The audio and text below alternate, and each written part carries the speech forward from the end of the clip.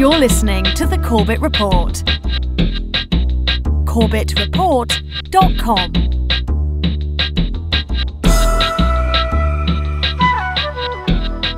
Welcome back, ladies and gentlemen. Welcome back to the Corbett Report podcast. I am your host, James Corbett of CorbettReport.com, coming to you, as always, from the sunny climes of Western Japan. Today is the 26th of August, 2014, which is a Tuesday. This podcast is supposed to be released on Mondays, but just like last week, this podcast is so chock full of information that I needed an extra day to put it all together and make it ready for you. So I hope you appreciate it. This is going to be a pretty powerful presentation, or at least it is intended to be so, and if it fails in that quest, the fault is all mine, but the praise, at least partially, needs to go to not only myself, but members of the CorbettReport.com community. For those of you out there who don't know, the CorbettReport.com website has been expanding its open source investigation as, of course, Corbett Report members, i.e. people who are paid subscribers to CorbettReport.com for as little as $1 a month, 100 Japanese yen a month, get access to the website to start leaving comments on the website, and as a result of that, we've opened up a few open source investigations, including last week's open source investigation on Ebola, and this week's open source investigation, which is now a month plus in preparation, and that open source investigation now has upwards of 100 different members commenting, over 250 comments, an incredible amount of links and information, people parsing this information there on the website, so it is a great and valuable and growing resource for people out there who are interested in basically what's going on and trying to keep up with the story. My hat's off to all of the Corbett Report members who are contributing to that conversation and who have contributed to it. On today's subject, which is going to be, of course, MH17, the downed Boeing 777, the Malaysia Airlines flight that crashed in eastern Ukraine last month. But before we get into that, I want to thank some of the members of that CorbettReport.com community specifically. And here I'm talking about username Spoonful, username Green Crow, as well as Gwen and Derek, all of whom helped compile some of the information that went into the backbone of this presentation that you're about to see. And especially my hat's off to Sean, who helped not only to prepare this, but to actually make the presentation itself, the file.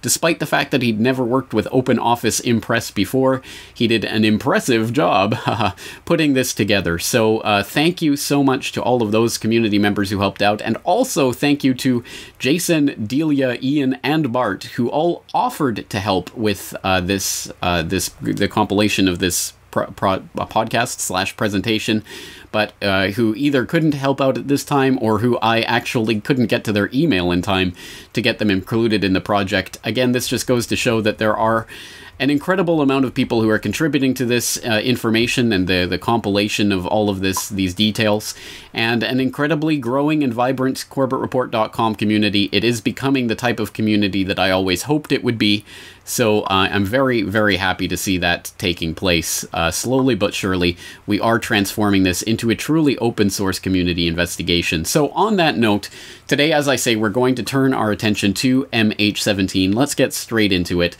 This presentation is entitled Crashes of Convenience, MH17, and is a member of that ongoing podcast series we have on various plane crashes of convenience that includes, for example, PL101 and other plane crashes besides. Of course, those of you watching the YouTube presentation of this podcast will no doubt have noticed the ridiculous, pimply-faced, hyperbolic, hyperventilating title, complete with block capitals and multiple exclamation marks that I put on this presentation as a type of parody / homage to the ridiculous lowest common denominator placating and gesticulating that's going on in the alternative media, which I think is pretty reprehensible. But hey, if you can't beat them, join them, right? Don't worry, I will not title future videos in such a way. I just couldn't help but make fun of the ridiculous trend in video titles these days. At any rate, this is Crashes of Convenience MH17, and as I say, we're talking about the downed Malaysian Airlines Boeing 777 that crashed in eastern Ukraine last month, specifically on July 17th. And that's an interesting date for MH17, which began operations. Its first flight was July 17th, 1997, meaning that July 17th, 2014 was its 17th birthday of sorts, if a plane has a birthday. This was MH17's 17th birthday on the 17th, and make of that what you will, and make of this picture what you will. This is the iconic picture of MH17, taken presumably at Schiphol Airport. That's what we're being told. This was taken at Schiphol Airport shortly before it left for its infamous flight. And this was a photograph taken by Yaron Mofaz. And there is very little hard information that I've seen about who Yaron Mofaz is and what his connections may be, but I do have a link that I'll throw in the show notes so you can read a little bit more about this Israeli who took this picture and who did not board the plane.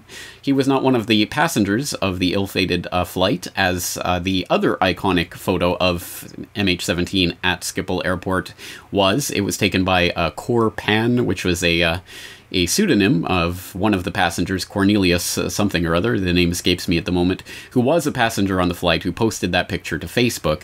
This is the other picture, which does not, which looks very, very professional, looks very good, and was picked up by Reuters and widely published. So again, I'll throw the link in the show notes at corbettreport.com so you can read more about this photo and what's behind it. But let's move on. So the question, of course, as always, what are we going to cover in this presentation? In this presentation, we're going to review, as we usually do, the official story, what we are expected to believe about what really took place last month during the downing of this aircraft. We're going to examine the timeline of MH17. We're going to detail counter-evidence to the evidence, quote-unquote, that's been proposed by the U.S. State Department and its allies. We're going to debunk some of the lies and rumors surrounding this event, and we're going to hopefully disarm the propaganda, and disarm is the operative word here, because we are definitely dealing with weaponized information. This is information that, of course, we can see was quite clearly intended to further that demonization of Russia towards the creation of increased military tensions between Russia and the Ukraine specifically, and of course, in the broader context, Russia and NATO. And in that regard, it wasn't exactly a success, as we'll see. It's obviously, the MH17 story has all but disappeared from the news media now that the actual facts of the situation don't quite line up with the propaganda that we were being told. But at any rate, it certainly was effective in getting that further round of sanctions on Russia that have played a part in some of the recent economic turmoil taking place between Europe and Russia specifically, but again, more broadly speaking between the US allies and Russia. So we are, again, at the brink of military tension, which may be easing off as we record this podcast. Putin is meeting with his Ukrainian counterpart in Germany to begin talks to ease the tensions there in eastern Ukraine. Hopefully, this is a story that within a month or two, we will all have forgotten the craziness going on in Ukraine.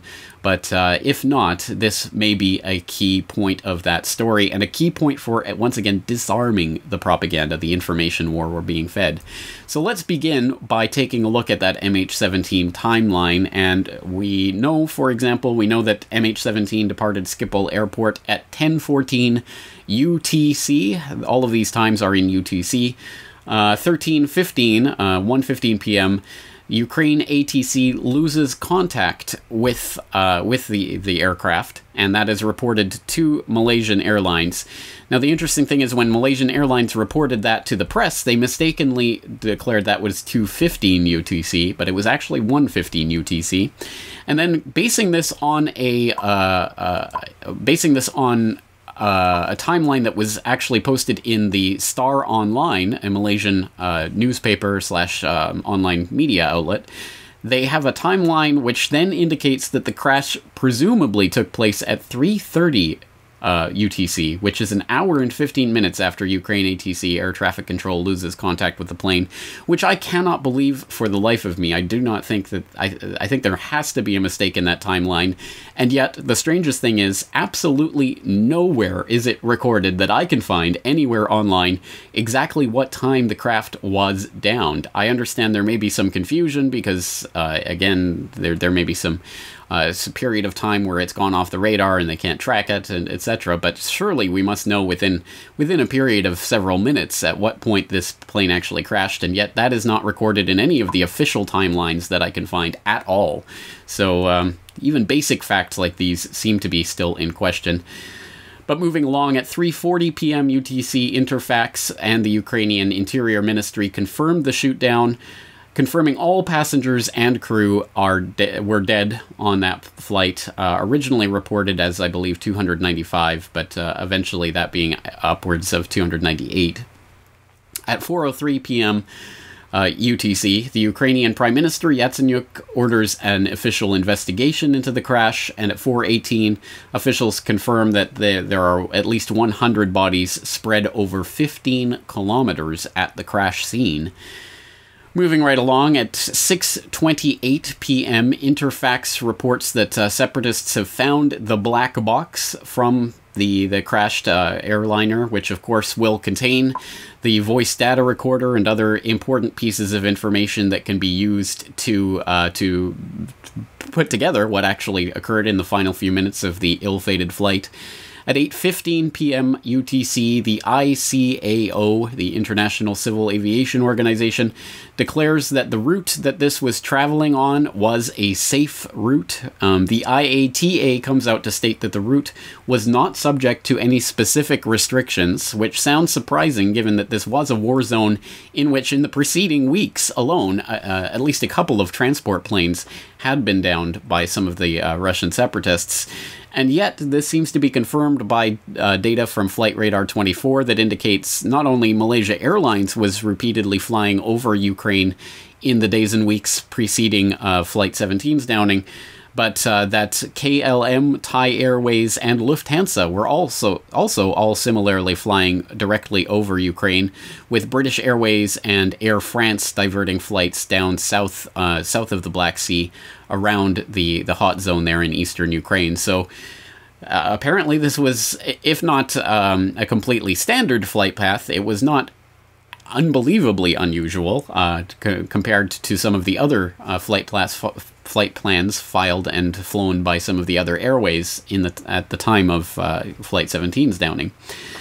At 11:30 p.m. on July 17th, the Malaysia Airlines confirms that 298 passengers and crew are dead, not 295, as previously reported. Now, this leads us into a July 18th press briefing from the Commander-in-Chief, or the Decider-in-Chief, Barack Obama, who had this statement about the downing of the aircraft. Here's what we know so far. Evidence indicates that the plane was shot down by a surface-to-air missile that was launched from an area that is controlled by Russian-backed separatists inside of Ukraine. We also know that this is not the first time a plane has been shot down in eastern Ukraine. Over the last several weeks, Russian-backed separatists have shot down a Ukrainian transport plane and a Ukrainian helicopter, and they claimed responsibility for shooting down a Ukrainian fighter jet. Moreover, we know that these separatists have received a steady flow of support from Russia. This includes arms and training. It includes heavy weapons, and it includes anti-aircraft weapons. Now, here's what must happen now. This was a global tragedy. An Asian airliner was destroyed in European skies filled with citizens from many countries. So there has to be a credible international investigation into what happened. The UN Security Council has endorsed this investigation, and we will hold all its members, including Russia, to their word in order to facilitate that investigation. Russia, pro-Russian separatists, and Ukraine must adhere to an immediate ceasefire. Evidence must not be tampered with. Investigators need to access the crash site, and the solemn task of returning those who were lost on board the plane to their loved ones needs to go forward immediately. And the United States stands ready to provide any assistance that is necessary. We've already offered the support of the FBI and the National Transportation Safety Board, which has experience in working with international partners on these types of investigations. They are on their way, personnel from the FBI and the National Transportation Safety Board. In the coming hours and days, I'll continue to be in close contact with leaders from around the world as we respond to this catastrophe. Our immediate focus will be on recovering those who were lost, investigating exactly what happened, and putting forward the facts. I want to point out there will likely be misinformation as well. And I think it's very important for folks to sift through what is factually based and what is simply speculation.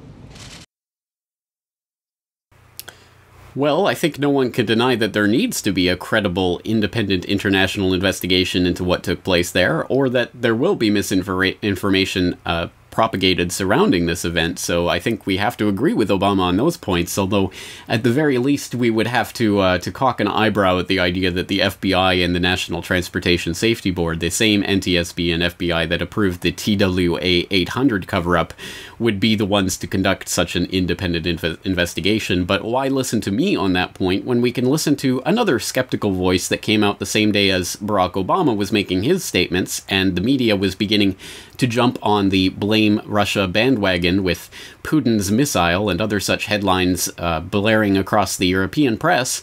We had this note of skepticism coming from Russia Deputy Defense Minister Anatoly Antonov, who gave a press conference in which he raised questions of his own about what actually occurred there on July 17th. Today, there is a very important question. Who is responsible for such tragedy, and what should we do together to prevent from such accidents?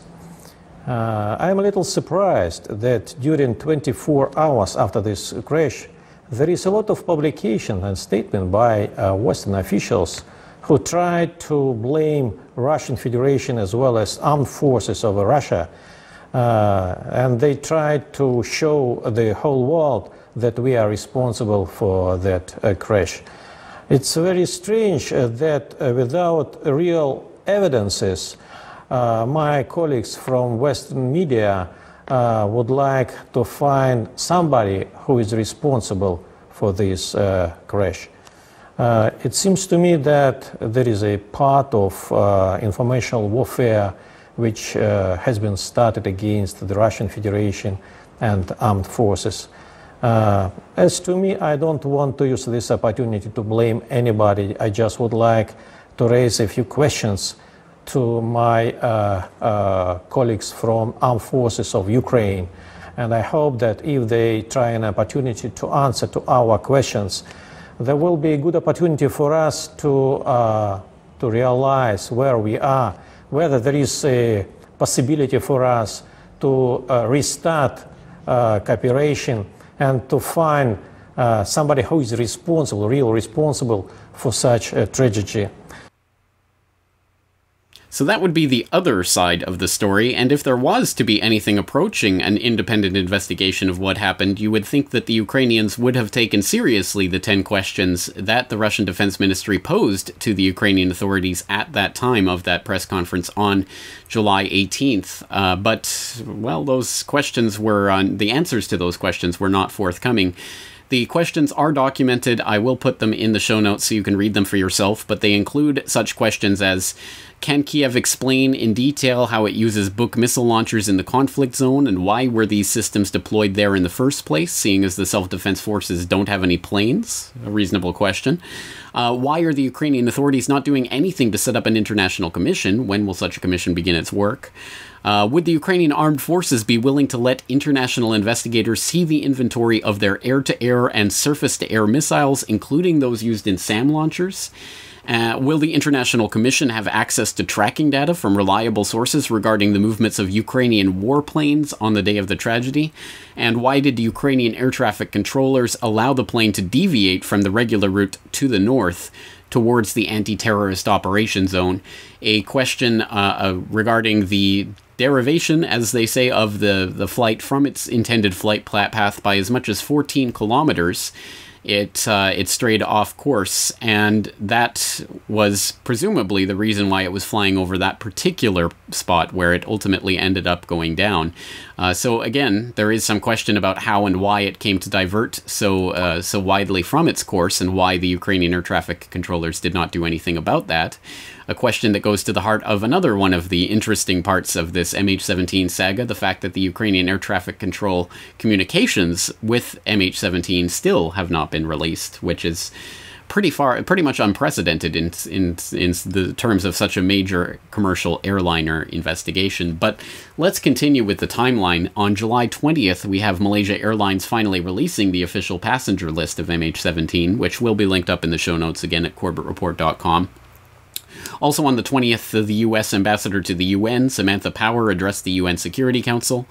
On July 21st, you have the black boxes that were recovered. The black box that was recovered from MH17 on July 17th was handed over to Malaysian authorities, and that was the end of a particularly long and circuitous saga in which the black box was originally going to be handed over to the Russian authorities for examination. And then it was, then Malaysia came in and said, no, it's ours, it belongs to Malaysia Airlines, so it was handed over to them, and then immediately sent to London for independent analysis and investigation. And the results of that investigation are pretty interesting, as we'll see in a short while. But also on the 21st of July, we had Russian military holding a press conference with satellite and radar data, bringing up some of the interesting anomalies of MH17's taking down, which we will go into in a short while, but very interesting forensic examination being presented there. Moving ahead in the timeline, moving ahead to August 3rd, we have a classified U.S. intelligence briefing blaming Ukrainian military for the downing of the MH17. This comes to us via Robert Perry of Iran-Contra fame from consortiumnews.com. in an article that he posted up on Consortium News on August 3rd, Flight 17 shoot-down scenario shifts. And it starts by saying, contrary to the Obama administration's public claims blaming Eastern Ukrainian rebels and Russia for the shoot-down of Malaysia Airlines Flight 17, some U.S. intelligence analysts have concluded that the rebels in Russia were likely not at fault, and that it appears Ukrainian government forces were to blame, according to a source briefed on these findings.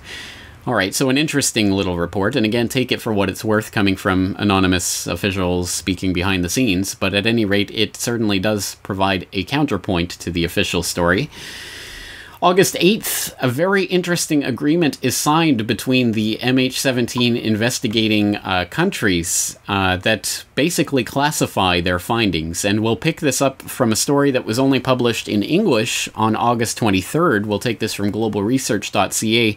The causes of the MH17 crash are classified. Ukraine, Netherlands, Austria, Belgium signed a non-disclosure agreement.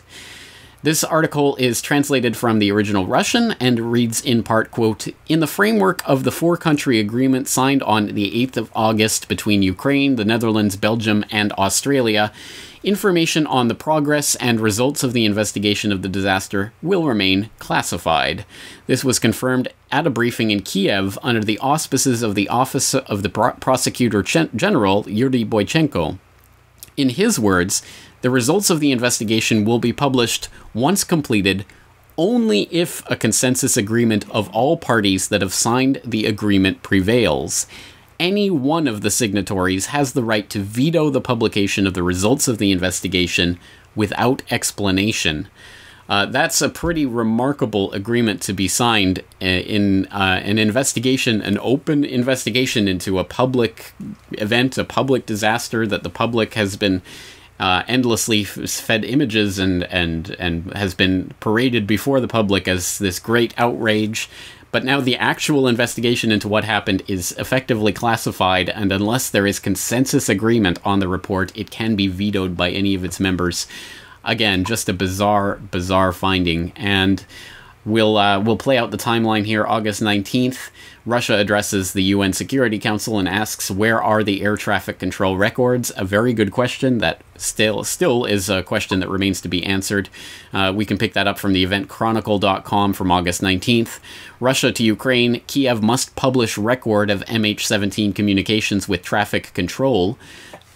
This report reads, Kiev should make public the records of communications between the Ukrainian air traffic control and the Malaysia Airlines Flight 17 in the hours before it was shot down over Ukraine's turbulent east, Russia's UN envoy said.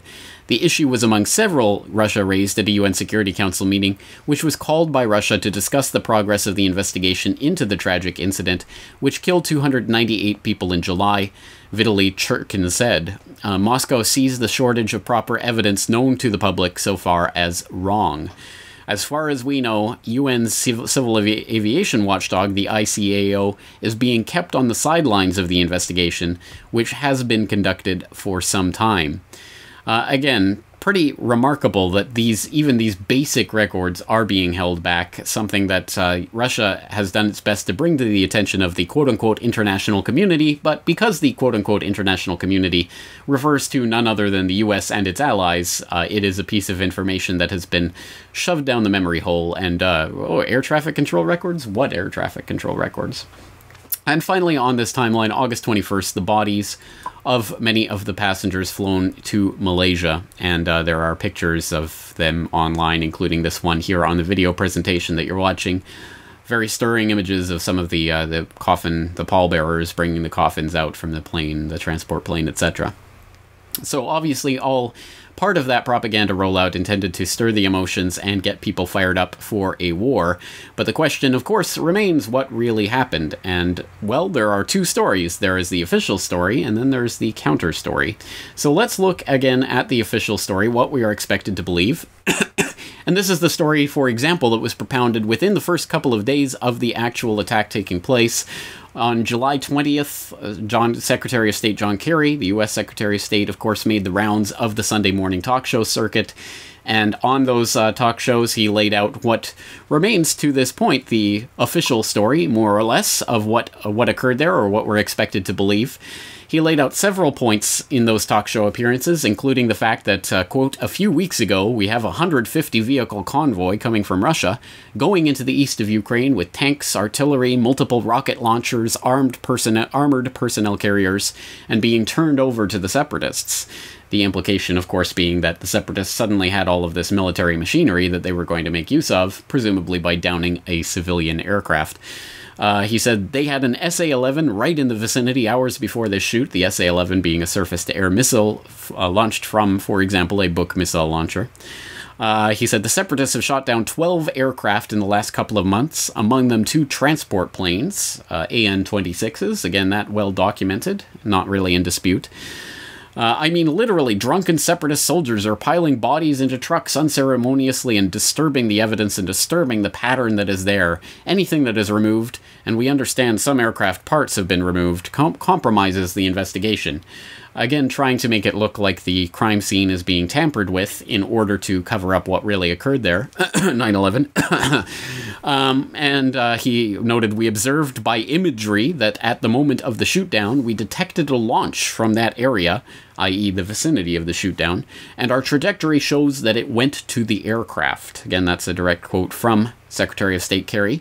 We know with confidence, that the Ukrainians did not have such a system anywhere near the vicinity at that point in time.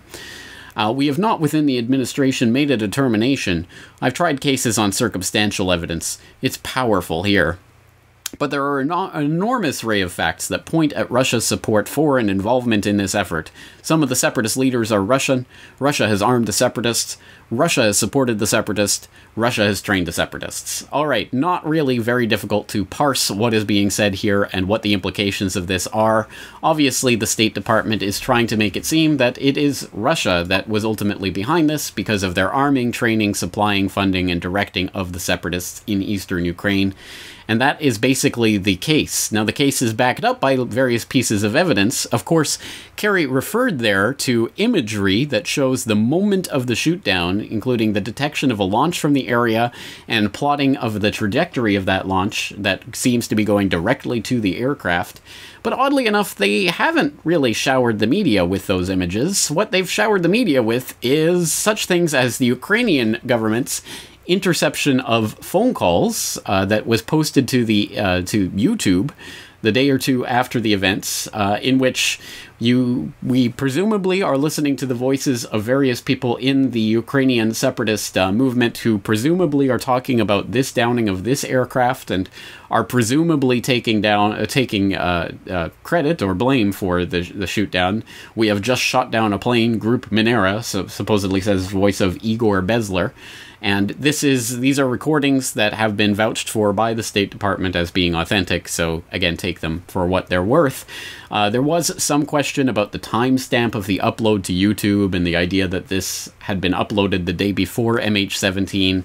That timestamp has been debunked. That it's more to do with the way YouTube processes videos than it is to do with the actual upload date of the video itself. I'll put a link in the show notes so you can take a look at that. That was a conclusion that we came to early on in the open source investigation at CorbettReport.com, that the timestamps are inconclusive at best, and it would be a pretty shoddy job to upload your evidence the day before the actual operation went down. That would be a pretty ridiculous mistake to be making anyway, so I think that's not exactly evidence of anything. But the provenance of these phone calls and what they are actually phone calls recordings of, again, there's no end to what they could be, or how they could be manipulated or tampered with, or simply made up from whole cloth. But then, of course, we have this damning conclusive evidence of a Buk missile launcher, which is clearly being driven by the separatists across the border back into Russia. I mean, how could this video that you're seeing on screen now in the video presentation be any clearer? That is so obviously the Buk missile launcher in question being driven across the Russian border. And how do we know this? Well, it was posted online, so it simply must be true. And we've been told that this is conclusive evidence, so apparently, again, that makes it true. This is the type of evidence that we've seen being posted, along with supposed social media posts by the Ukraine separatists, supposedly taking credit or taking blame for the shoot-down, believing that they had took down a transport plane, but then immediately backtracking on that. But again, all of this evidence that has been presented to us is not the type of telemetry or radar imagery or anything concrete, as we had been told to believe that was on the way. It was this type of evidence. But, well, it's not exactly convincing. This amounts to, as has been pointed out in the press, by some of the press officers who actually are trying to hold some of these minions to the fire, feet to the fire. This is basically social media. And the question is there anything other than social media evidence that we can actually point to that would actually indicate that this was the work of the separatists? And this was a question that was posed in so many words to the U.S. Secretary of State Deputy Spokesperson, Spokesperson Harf at a press conference on July 21st. How is it exactly that you know that it was fired from Russian, from separatist-held territory? Well, we have a great deal of information that the Secretary laid out yesterday, and I can go back through some of it today. But we do know, first, that Russian-backed separatists were in possession of an SA-11 system as early as Monday, July 14th. This is from intercepts of separatist communications posted on YouTube by the Ukrainian government. Well, is there anything other? Because, I can keep going if you want to jump in. Well, is there stuff that's other than social media that Yes, absolutely, there is. So what is it that's other than social media? At this point, Matt, we've said what our assessment is, a very strong assessment publicly. If there's more information that's based on that we can share, we're happy to do so. We'll continue looking at that. But look, this is what we know as of right now, based on open information, which is basically common sense, right? We know where it was fired from. We know who has this weapon. Well, I don't know. It's disputed, though. Backed up by a host of information that we have gathered about who did this, where it came from, and what the weapon system was. So we're just telling you what we know now. Right. Well, isn't it interesting that what we know now seems to be based on social media and common sense, quote unquote. So let's compare that type of startling mustering of the facts and presentation of evidence by the US State Department with that Russian press conference that we referred to earlier in the timeline, in which they presented satellite and radar data to make their case for what actually occurred in the downing of MH17. Russian monitoring systems also registered that there was a Ukrainian Air Force jet, probably an Su-25 fighter, climbing and approaching the Malaysian passenger aircraft. The Su-25 was between 3 and 5 kilometers away from the Malaysian Airlines plane. The fighter jet is capable of reaching an altitude of 10,000 meters for short periods of time. Its standard armament includes R-60 air-to-air missiles, which are capable of locking and destroying targets within a range of 12 kilometers, and which are guaranteed to hit their target from a distance of 5 kilometers. What was a military aircraft doing on a route intended for civilian planes, flying at almost the same time and the same altitude as a passenger airliner? We would like to receive an answer to this question. To corroborate this evidence, we have a video taken at the Regional Air Traffic Control Center in Rostov. At 17:21 and 35 seconds, with the Boeing's velocity having dropped to 200 kilometers per hour, a new mark detecting an airborne object appears at the spot of the Boeing's destruction. The new airborne object was continuously detected for the duration of 4 minutes by the radar stations at Ust-Donetsk and Batuninskaya. An air traffic controller requested the characteristics of the new airborne object, but was unable to get any readings on its parameters, most likely due to the fact that the new aircraft was not equipped with a secondary surveillance radar transponder, which is a distinctive feature of military aircraft. Detecting this airborne object at an earlier stage was not possible, since our radar sites normally monitor airspace in standard observation mode, which only enables aircraft detection at this range at an altitude of upwards of 5,000 meters.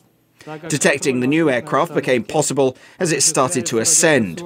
Further changes in the airborne object's coordinates suggest that it was hovering above the Boeing 777 crash site, monitoring the situation. Ukrainian officials earlier claimed that there were no Ukrainian military aircraft in the area of the crash that day. As you can see, that is not true. Thank you. Well, of course, that's just a small segment of a much larger conference that included a pretty interesting presentation in which they go point by point through the radar data that the Russians were working with. Again, very interesting to take a look at that. And the ultimate conclusion of this, as they say, is that there was a Ukrainian military aircraft that was there on the scene in the exact moments approaching the end moments of MH17, and that did seem to be exactly on a course to come up towards the aircraft, which, interestingly enough, one of the few details that we know for sure about the Ukrainian air traffic controllers, the way in which they were handling MH17 was flying at a regular cruising altitude of 35,000 feet, but was requested to lower down to 33,000 feet, which is interesting because, of course, the Su-25s have a lower top altitude, and that's 33,000 feet brought it more clearly within striking distance of that military aircraft. So again, just another piece of the puzzle that lines up towards that presentation.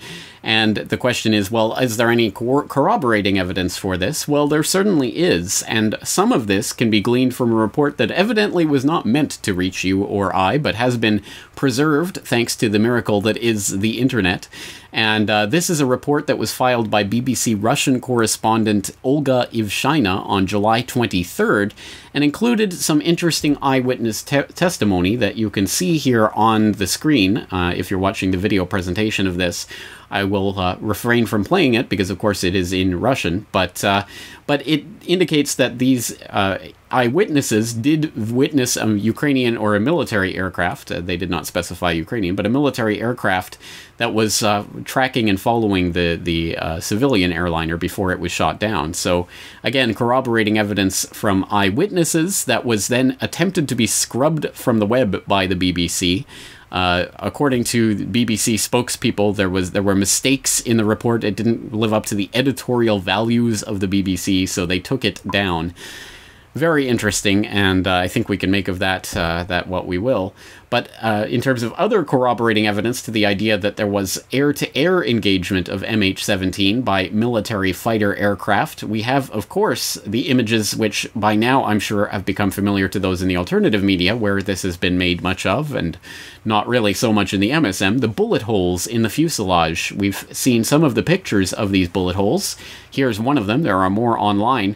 But the long and short of it is that, yes, there appeared to be entry and exit holes in the fuselage that was recovered at the scene from, well, evidently, either shrapnel, according to official reports, or military ammunition, i.e. 30 millimeter caliber projectiles. So this comes from a number of sources. First of all, we get the official investigators at the OSCE, the observers who were there on site to try to determine what took place with the downing of the aircraft. And the OSCE had to admit on July 31st that they had no evidence that a missile was used to bring down the aircraft, but that they did have evidence in that they did find shrapnel-like holes, quote-unquote, in two separate places of the fuselage of the plane. The exact quote from one of the OSCE group monitors, Michael Bochurkiev, I'm probably pronouncing that wrong, he said, quote, "It was shrapnel-like, almost machine gun-like holes." So that's the exact quote from the OSCE observer, and that was corroborated by a German pilot who was analyzing the takedown of MH17, and who said that the entry and exit holes did in fact appear to be traces of shelling. So again, it's a very interesting further piece of the puzzle that, again, tends to indicate that the Su-25s were in the area and did have something to do with the takedown, including actual use of machine guns to bring down the aircraft, as amazing as that seems to be for those who have been following the story from the mainstream perspective. But in terms of more corroborating evidence, well, here's an interesting piece of that puzzle. Remember we talked about the black box and the examination of the data in that flight recorder? Well, interestingly enough, the results of that examination were eventually released on the 28th of July, but not because they were supposed to be released. We can pick this up from The Independent, which reported MH17 crash, black boxes show plane suffered massive explosive decompression following shrapnel hit. And remember, shrapnel seems to be the code word for the bullet holes, which the whatever caused those bullet holes, i.e. the bullets that we were looking at in that previous picture. Well, this black box investigation shows that the decompression was caused by the shrapnel hit. So this report reads, Flight MH17 was brought down by shrapnel that caused massive explosive decompression. Analysis of the black box recorders has found. The results given today by Ukrainian security official Andriy Lysenko have, however, left Dutch officials stunned, as they did not expect the premature announcement. Mr. Lysenko told a news conference that the fragments had come from a rocket blast. His source, however, is under scrutiny after the Dutch Safety Board confirmed they did not give the information to Ukraine. DSB spokesperson Sarah Vernuij told The Independent, "I can't make a comment on what source Mr. Lysenko has. We don't want to confirm or say anything about the information on the black boxes right now. This is in the best interest of the investigation itself." Blah blah blah. So it looks like the Ukrainian authorities spilled the beans on the black box investigation, and apparently it was an explosive decompression that was caused by shrapnel fragments that had punctured the aircraft. Again, we have to look at those bullet holes as being the primary physical forensic evidence that at least we have access to in the general public at this point. So I think they would have to present an alternative viewpoint, or at least an alternative explanation for what those shrapnel holes are and how they occurred. So again, a very interesting part of this story, but it just proceeds to get more and more bizarre the further down the rabbit hole we get. For example, we have the Twitter account of a Spanish national who was working in the Kiev air traffic control at Borispol, a person who went by the Twitter handle @SpainBuca, but who has been identified online as Jose Carlos Barrios Sanchez. And he is someone who at first was questioned. It was floated in certain websites that this was a fake Twitter account, that it had been created by someone in London, that it was just someone spoofing. It was eventually corroborated. In fact, this particular person going by the name of Carlos had given multiple interviews, for example, on Spanish RT in the months prior to MH17, and those can be seen online. So this was definitely someone who was working at Kiev Air Traffic Control. There is an interesting video that goes into some of the background of this this person, which was how it was identified as Jose Carlos Barrios Sanchez. I'll put that link in the show notes so you can take a look at that and the investigation they did, which tracks back his career to Washington, D.C., where he was working for something called the International Airlines Group. Again, very interesting investigation there, but this is important because this Twitter account @SpainBuca, which has since been removed, oddly enough, was tweeting in the minutes before the downing of MH17 and then shortly thereafter about how the plane was shot down, quote unquote. The plane, interestingly enough, quote, wasn't downed by a fighter, end quote, but that, quote, military have taken control of the air traffic control in Kiev, and, quote, before they remove my phone or they break my head, shot down by Kiev. And he repeats a few times, no accident, it was shot down. So, again, we have this coming from someone who was working in air traffic control in Kiev at the time of the downing of MH17. Again, this person has been verified as working at air traffic control in Kiev. But as far as I know, there have been no further updates as to the condition of Jose Carlos Barrios Sanchez, or where he may be at this point. But at any rate, he was talking about how the military had taken control of air traffic control communications, which might be why we're not getting those air traffic control records that the Russians have been asking for, don't you think? Why have they been so reluctant to give those records? Well, here is one potential example of exactly why that is. So at SpainBuca, there is an interesting story. I suggest you look into it. Some of the, the initial translation of his texts, or his tweets, was posted on a site called Slaviangrad.org. Again, I'm pronouncing that wrong, but I'll put the link to that in the show notes, as well as to the link to a translator who says that he is a Spanish translator, and he says that the translation that has been widely duplicated online was a hastily put together translation, and he put out his own translation, which is slightly different. And seems to make more clear the fact that SpainBuca was not referring to the idea that the Ukraine military aircraft had shot down the flight. But again, I'll let you examine that and make of it what you will in your own open source investigation, which of course is enabled and furthered by the Corbett Report resources that are in the show notes online. This is where things start to get even weirder, because of course there have been the speculation, well, why another Boeing 777 from the same airliner as MH370 that went missing earlier this year? How is that possible? What are the odds of this occurring?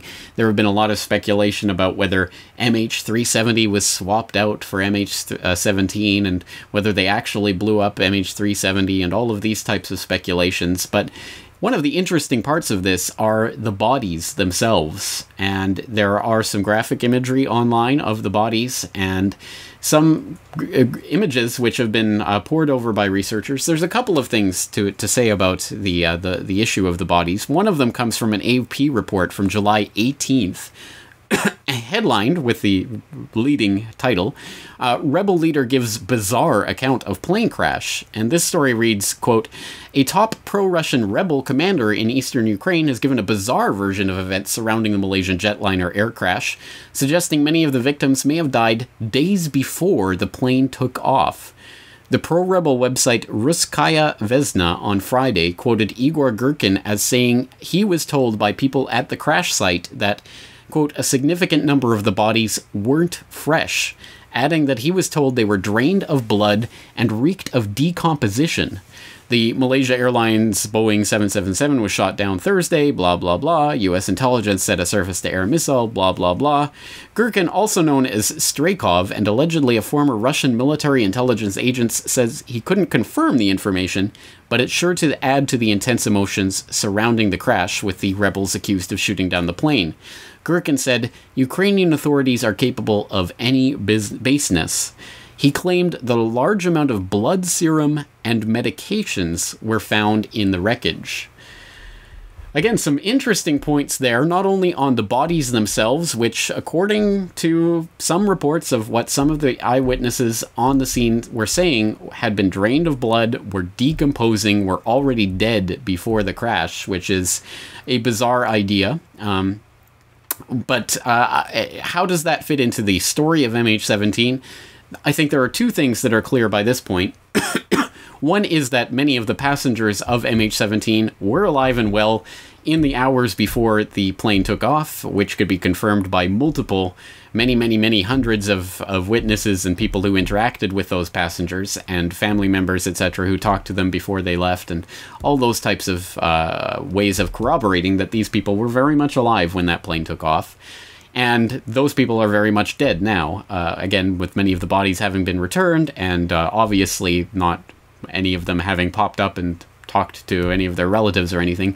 So clearly they were alive before the plane took off, and clearly they're dead now. So clearly people died at some point. And the question of why bodies would be scattered around, why dead bodies would be used as fakes to decoy in the event of a plane crash, again, it doesn't make sense from an operational standpoint. And the types of speculation that have gone on about MH370 plane parts, etc., have been largely debunked. I'll put links in the show notes for these types of speculations so you can look into them for yourselves, as well as there's been suggestions that some of the bodies themselves were not actual human beings, but dummies, and there are some images, when examined closely, certainly do appear to be mannequins or inflatable dummies of some sort. They certainly do not appear to be actual human beings. But the problem with this type of forensic analysis is that most people out there have not been exposed to this type of scene before, so would not know what to expect in real life if it were to actually occur. And secondly, even if we could prove that certain of these photos had been staged, that certainly doesn't mean that the event itself or everything surrounding it had been staged. It means that certain photos may have been staged. So again, like the James Foley beheading video, which even now mainstream UK newspapers are reporting was a staged video, they're saying that, well, yes, the video was staged and clearly there are parts of it that have been edited and it isn't real, but the beheading actually took place. Well, in the same way you could say, well, certain of these photos have been staged, but the crash actually took place. And I certainly think that the preponderance of evidence is that a Malaysian Airlines Boeing 777 did crash at that site. I've seen the speculation online about people saying that the crash evidence was placed there ahead of time or was actually taken to the site. I'm not buying it. I don't think that's very conclusive. But again, I'll put in some of the pieces of this evidence so that you can go and check it out for yourself. All right, so that's the issue of the bodies. Another of the very interesting pieces of evidence is the passports. We've had these pictures that have popped up online of several of the passports that have been recovered, including boarding passes and other information. Absolutely amazingly, these passports are in perfectly pristine condition, and many of them seem to be hole-punched, meaning that they are expired or invalid passports. What to make of this, other than the fact that these pieces of evidence seem to have been planted at the crime scene again. So of course, this brings up all sorts of shades and echoes of 9/11, where, of course, we had the hijackers' passports mysteriously floating out of the towers and down to the street level, where they were picked up the very same day by the police as part of the putting together of the puzzle pieces, including the flight manuals and Korans that were found in the rented cars of the alleged hijackers, etc. All of those nice pieces of the puzzle that came together right on the day of 9/11 itself, just to make it all wrapped in a bow for the authorities investigating. And here we have these passports that are all grouped together in absolutely pristine condition. again, seems rather odd, as does the fact that, again, we've talked about the bodies spread out over 15 kilometers, a massive debris field, exactly like what we saw in on 9/11 with the Shanksville wreckage being spread out over several kilometers. But we're expected to believe that that the Shanksville plane came down all in one piece, all in one spot, but somehow or other the wreckage got strewn over several kilometers, when, of course, the preponderance of evidence again shows that the Shanksville United Flight 93 was blown up over the site by the U.S. Air Force that took it down. Again, there's lots of testimony to that extent. All right, so these are just some of the many, many pieces of this MH17 puzzle. The question, of course, is, as always, cui bono, who actually stands to benefit from what took place in eastern Ukraine? And I think that's the real way that we can get a handle on what went down there. Because, again, regardless of exactly how this plane went down, and despite the fact that the evidence at this point seems preponderously towards the side of the idea that it was shot down by the Su-25s, rather than the fact that it was taken down by a surface-to-air missile launched by Russian separatists, the question, of course, is who benefits from this type of attack? And there are several different ways we can approach this. One of the most interesting is, of course, this incident occurred in a heavily contested area where there is active, intense fighting going on for control of the area between separatist forces and the Ukrainian military. So obviously the Ukraine stands to benefit from having this little piece of territory right in the middle of the action, which they gain access to, which becomes this international access zone where ceasefires are declared, etc., and fighting can be called off, at least for the time being, in a very strategic area where the fighting is taking place. But perhaps even more interestingly, and perhaps a point that has been missed by many, this downing of MH17 took place at a spot just south of a very important gas field, which is part of a $10 billion shale gas investment by Royal Dutch Shell. Royal Dutch Shell, of course, being based in the Netherlands, where MH17 originated from, in Amsterdam, where many of the passengers were Dutch citizens. And so Shell stands to and stood to lose billions of dollars based on the fact that the area in question, Donetsk, as well as some of the surrounding areas in eastern Ukraine, had voted in referendums in recent months to separate from Ukraine. Still, obviously, this is up in the air and very much contingent on what happens in terms of the way that the military confrontation between the Ukrainian government and the separatists plays out, and or the way that the peace process between Russia and the Ukrainian government plays out. But there is a lot very much at stake on the table for Royal Dutch Shell that has literally, as I say, a $10 billion investment in what's happening there. And this has been reflected in the fact that we had, for example, the recent report from RIA Novosti. Shell suspends shale gas production in eastern Ukraine over their conflict, talking about how Royal Dutch Shell has had to abandon their operations for the time being. They cannot currently conduct drilling in this very important shale gas field that they've staked out, the Yuzivka field. But interestingly enough, they have declared force majeure on their contract, meaning that the contracts that they've signed for this multi-billion-dollar investment are null and void for the duration of the emergency, so that as long as there is this type of emergency, the Royal Dutch Shell are not on the hook for all of the money that they've promised for their various projects and contracts. So again, Royal Dutch Shell with a very important stake in this, and this plays out in some bizarre ways, including something called a capital repatriation plan that the Dutch government is undertaking right now, whereby they have declared the MH17 crash site to be an area where the Dutch government and Dutch citizens have an interest, because they need to recover the property of the Dutch citizens that were on board MH17. And this has resulted in negotiations over the creation of a zone in which Dutch military would actually be placed at the MH17 site. So you are talking about the idea, at least right now, that's being kicked around, of the idea of international military forces being brought into the region to protect and control the site, etc. Again, this was a few weeks ago, so I'm not sure what's come of this so far, but it is interesting that, again, this is taking place in a very strategic area for Royal Dutch Shell, who definitely stands to, if not benefit, at least not lose as much as they otherwise would if they can extricate themselves from their various investment obligations in the area. So something very much to keep in mind there, and something that I think bears further investigation is Royal Dutch Shell's part to play in all of this, and what the stake that they have in it.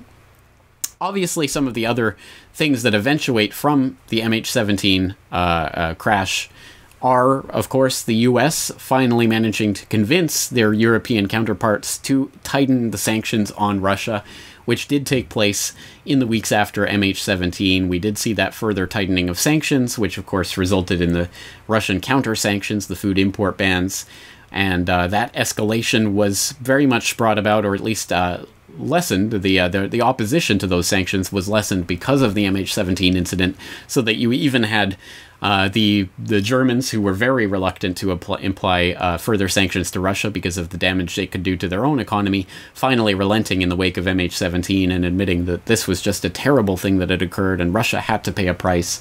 So the U.S. managed to get their sanctions applied. Of course, NATO gets one step closer towards a casus belli, the idea that they have some sort of actual reason to be in Ukraine, if not directly because of the MH17 incident, which I think if this had come out as being, oh, this is clearly the Russian separatists, I think that NATO would have had some sort of international community agreement on some sort of incursion into the area. But at any rate, again, it brings us one step closer to that, and anything that increases the conflict or mayhem in Ukraine can be used by Poland to call on the mutual self-defense clause of the NATO treaty to say, oh, look, we're under threat. We believe that Russia might roll right through Ukraine into us, and that means NATO would have to step in. So that's actually been talked about and openly floated in recent months. So again, a very worrying situation in terms of what this means for potential NATO involvement in the region. And who is the other player that stands to benefit from what happened on July 17th, 2014? It's, of course, Israel, who began its incursion into Gaza literally just hours after MH17 went down, so that the majority of the news cycle was dominated by the downing of the civilian aircraft and not the bloodshed and mayhem that was taking place in Gaza. So you have all of these various interests that converge at the MH17 site, and I think just like a 9/11 or any other spectacular type of false flag incident, what you have in a situation like this is a number of different interests that come together at a certain point, and when there are enough competing and different interests that coalesce on one particular event, that event is much more likely to occur. The only people who do not stand to benefit from this in any way, shape, or form are, of course, the Russians and the Russian-backed separatists in eastern Ukraine, who obviously have absolutely nothing to gain by the downing of an aircraft, a civilian aircraft. There's just nothing on the table for them other than demonization and increasing sanctions and other such things, which of course is what ultimately happened as a result of this. So the idea that this is somehow Putin tenting his fingers thinking, oh, how can I, kill 298 civilian passengers on an airplane is on its face ridiculous, and that isn't exactly what we're being told to believe. We're being told to believe, well, Russia is supporting the separatists did this, they may have been crazy, it may have been a rogue faction, they may have made a mistake and believed it was a transport plane, whatever the case, they did it, so it's Russia's fault. That's the sort of the narrative when you actually dig down the official story, but of course the narrative as it plays out in the headlines is Putin's missile. That's the extent of the analysis we're being fed. So I think at the end of the day, it's quite clear that MH17 was intended as a piece of propaganda in an escalation of the conflict in eastern Ukraine for a number of different competing interests, but they all converged at that MH17 crash site. And I think it's very clear that MH17, as that piece of propaganda that could be an open and shut case in the media, simply portrayed as, oh, clearly the Russian separatists did it, and therefore we can abandon, we can just abandon caution to the wind and just go and start rolling into Moscow, obviously did not play out in the way that it was intended to. And that's exactly why MH17 is now nowhere to be found in the headlines. If you dig down and follow these stories, they are there, but unless you are actively following the MH17 story, it has all but disappeared, and you might as well I mean, who even remembers? I mean, obviously in the Netherlands and other places that were directly affected, it's still obviously a point of concern. But for most of the rest of the world, it's long since left the 24/7 news cycle and therefore doesn't exist. Exactly like Libya no longer exists, or MH17, or any of these other major stories that come and go through the headlines. So, again, very interesting the way this propaganda piece played out and seemed to not only not work, but actually start to backfire with the revelation of the Russian radar data that indicated Ukrainian military involvement in the MH17 downing. So that's where things stand. And again, there's much more to be said and many more different avenues to explore with MH17. And those links to those types of investigations can be found at the open source investigation on corbettreport.com. Of course, the link to that investigation is in the show notes at the very top of this podcast show notes, so that you can go there and explore the 250 plus comments that have been left there in the last month. People just doing an excellent job of examining this from every possible angle, and they are all accounted for in that comment section. This is just the overview to give you the rundown of MH17 and the way that it was intended to play out and versus the way it's actually playing out. The long and short of it is that 298 people are dead as the result of, the result of the geopolitical wrangling that's taking place in eastern Ukraine. Regardless of which side of the story you actually believe, it was the crisis in Ukraine that caused this, and obviously we have to look at what's going on there and hope that there can be some sort of resolution reached in the talks that are taking place as I record this in Germany between Ukraine and Russia. And we have to see a de-escalation in these tensions, because the only possible alternative is outright military intervention, and that is not something that any of us want. And now, of course, the news cycle is spinning off into ISIS and ISIL and IS and whatever else you want to call it. So we're looking at another Tinder powder keg that's looking to be ignited. And I'm sure after that there will be another powder keg somewhere in the world, perhaps here in the Asia Pacific. So we're running around fighting fires. Obviously, that's not optimal, but it is something that we can do with this open source investigation. I invite you to check it out and to contribute to that open source investigation at corbettreport.com. Finally, I'd also like to remind you, of course, that the Federal Reserve documentary continues to do very well online. It has spread to hundreds of thousands of people thanks to your support out there spreading the word about the documentary.